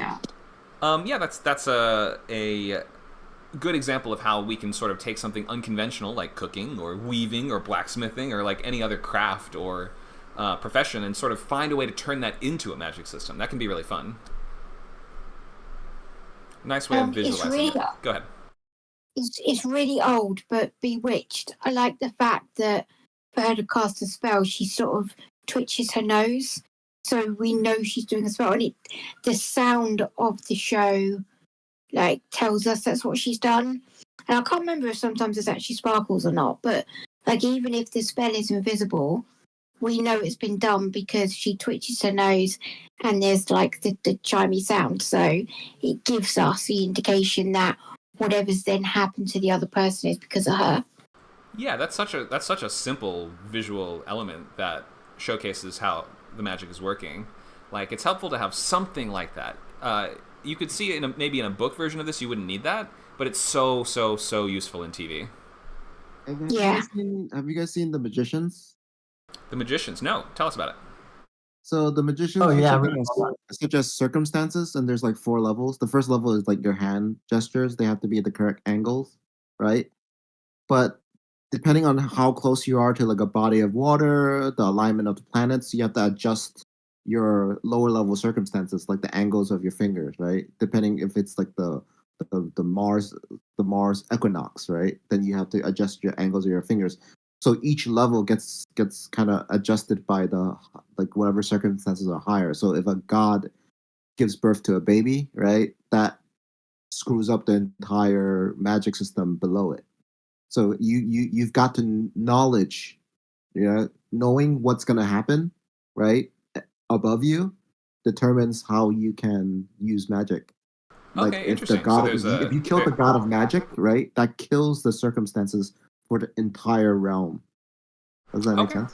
So there's like an astronomical aspect to this one. It's not just astronomical. It means that there's a layer above every layer that affects you.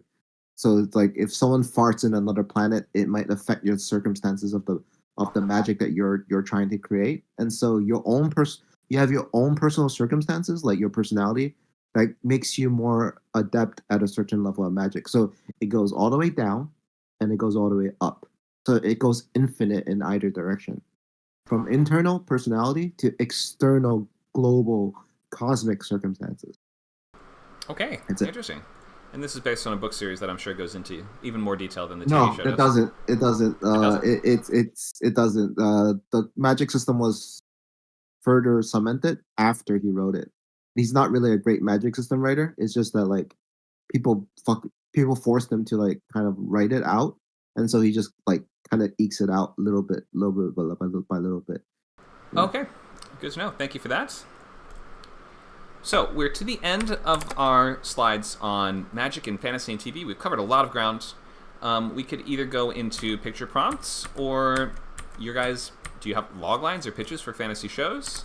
We can do one or the other. Let's ask, does anybody have a log line or a premise for a show they want to get feedback on now? I do, but I'm debating between whether it would work better as a TV show or a book. Okay, do you want to ask about that and figure that out now, or do you want to wait?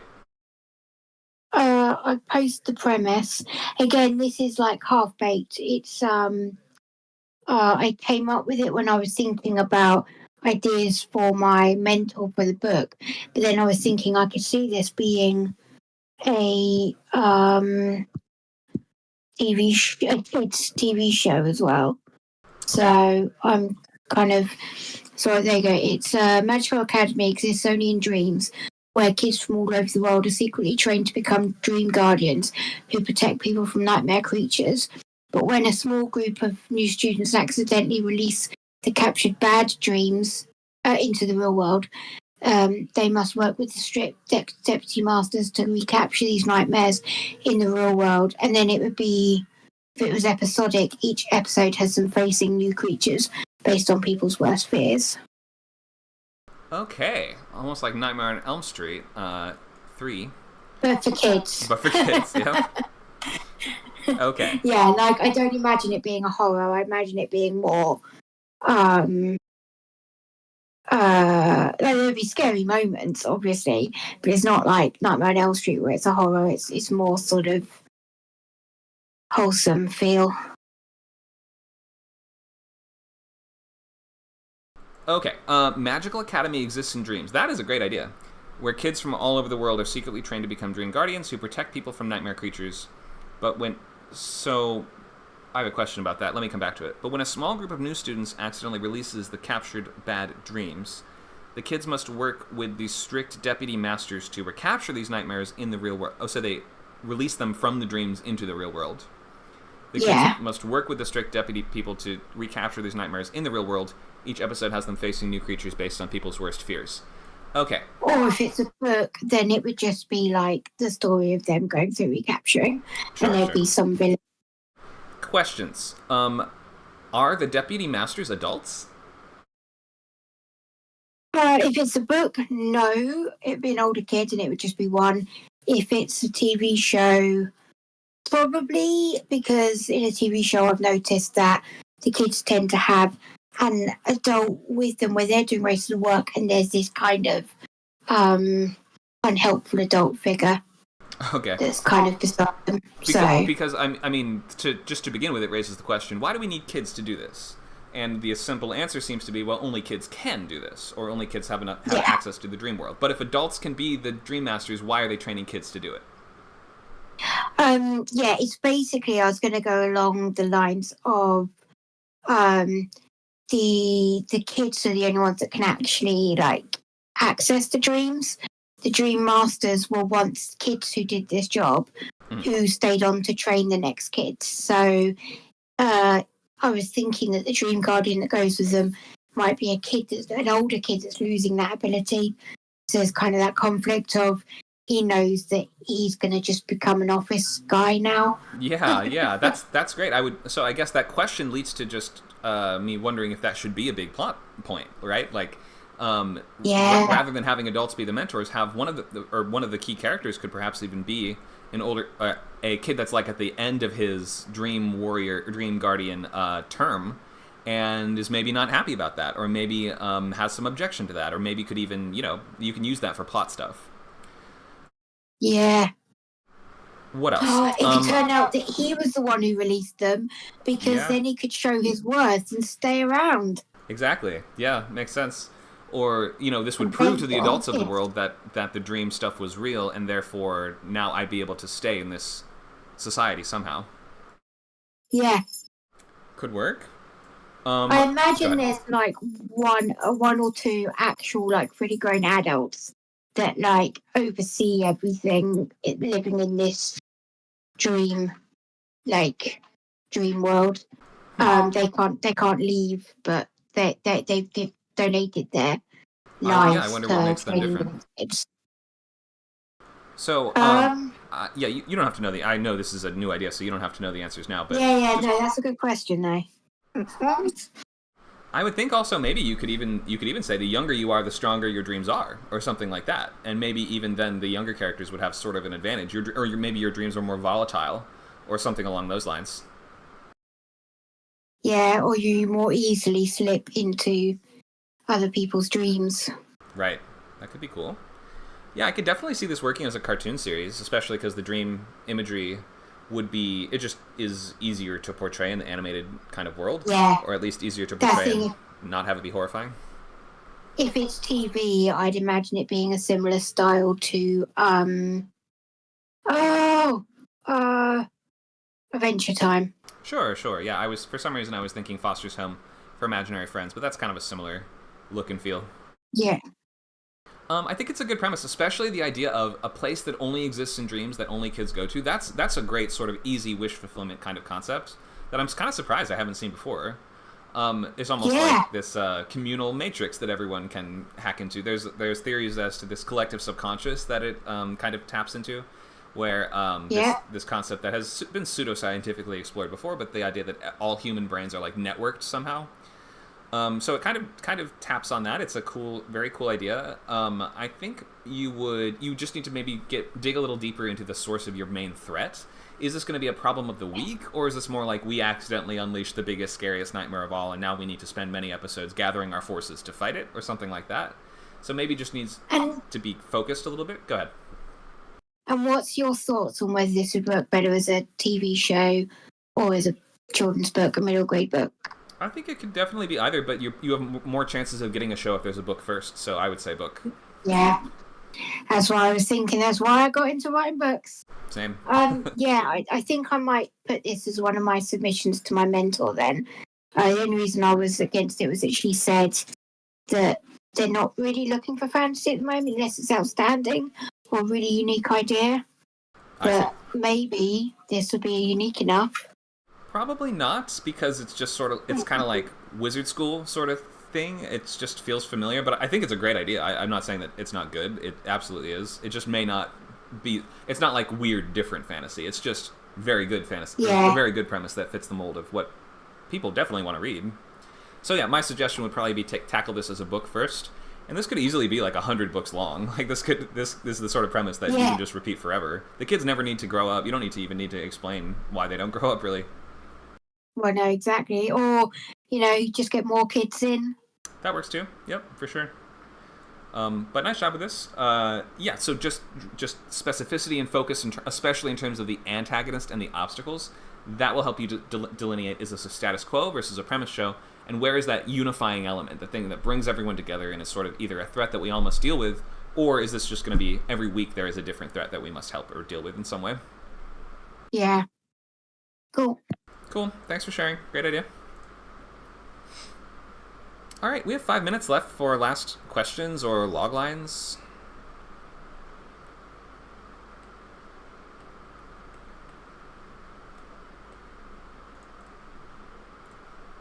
Questions on anything we've talked about today?